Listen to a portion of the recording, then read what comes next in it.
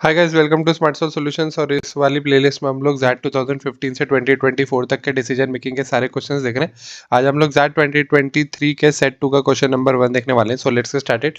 So the set says that during the floods of 2018 to 2019 a group of philanthropists led by Niyabuddin wished to open free food center for the needy.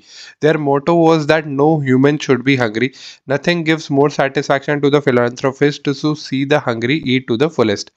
Post COVID 19, the group started a food center by the name Win Born Life Care Food in a small town called Palakkad. The center started gaining popularity as the number of people enjoying free meals increased over time. Initially, WBLCF offered a standardized menu consisting of idli upma puttu for the breakfast, curd rice for lunch, and idli or upma for supper. 6 women were employed by WBLCF to prepare all the meals. As the number of diners increased, they started expecting a variety in the menu.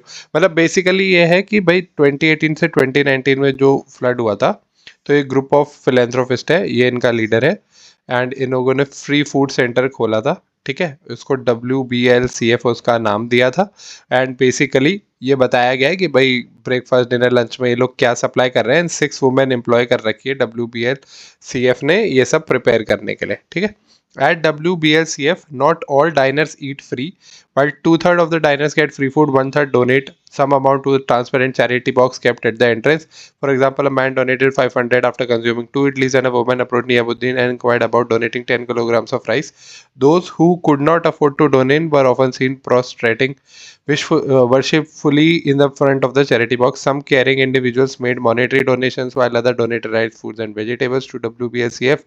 Further, the center received inquiry from many locals on how they could contribute to the cause. So basically 2/3 लोग free में खाते हैं, 1/3 लोग जो है donate करते हैं।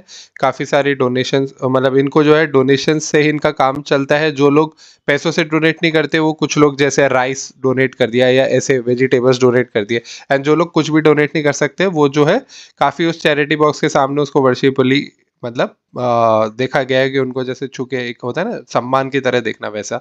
तो बहुत सारे लोग जो है वो कॉज पे कंट्रीब्यूट करना चाहते हैं डोनेट करके। As the center was lauded for its philanthropic work by the people of the town, Niyabuddin intended to replicate the initiative in the nearby districts. However, he is concerned about the cost that goes into running the center. Almost 75% of the donated amount goes into buying the cooking ingredients, while the rest goes into paying salaries, operations and maintenance costs. तो मतलब ये है कि 75% तो जो भी donation होता है वो कुकिंग इंग्रेडिएंट्स में चला जाता है, और जो 25% है वो सैलरीज में चला जाता है, ऑपरेशंस मेंटेनेंस कॉस्ट में चला जाता है, ठीक है। From the following choose the most important challenge that Niyabuddin has to overcome to sustain WBLCF। सबसे इंपॉर्टेंट, मतलब मोस्ट इंपॉर्टेंट चैलेंज क्या है भाई? ये तो सीधा सीधा हमको पता है कि फाइनेंस सबसे बड़ा चैलेंज होता है, ठीक है। किसी भी ऐसे NGOs के लिए या ऐसी चीज़ों के लिए भाई आपको फाइनेंस और डोनेशंस जो है, ये दोनों चीज़ें जो हैं बहुत सबसे ज़्यादा इंपॉर्टेंट यही होती है। क्योंकि अगर आपके पास डोनेशन नहीं होगा, आपके पास पैसा नहीं होगा, तो आप ये चीज़ें कैसे करोगे? जो मतलब कुकिंग इंग्रेडिएंट्स जो आपको चाहिए वो कहाँ से आएंगे? जो सैलरीज, ऑपरेशंस और मेंटेनेंस कॉस्ट निकालना है वो कहाँ से निकलेगा?